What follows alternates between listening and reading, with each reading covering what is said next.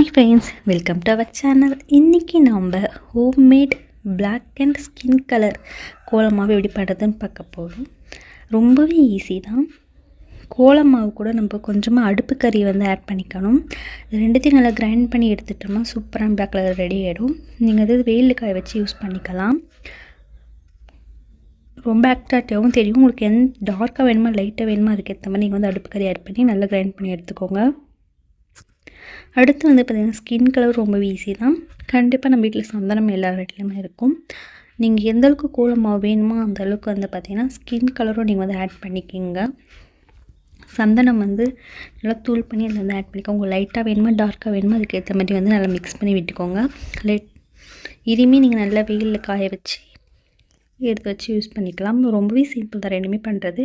இந்த மாதிரி homemade colour பவுடர்ஸும் நம்ம நிறைய மேக் பண்ணலாம். அதுக்கான வீடியோ உங்களுக்கு கண்டிப்பாக நான் மேக் பண்ணுறேன்.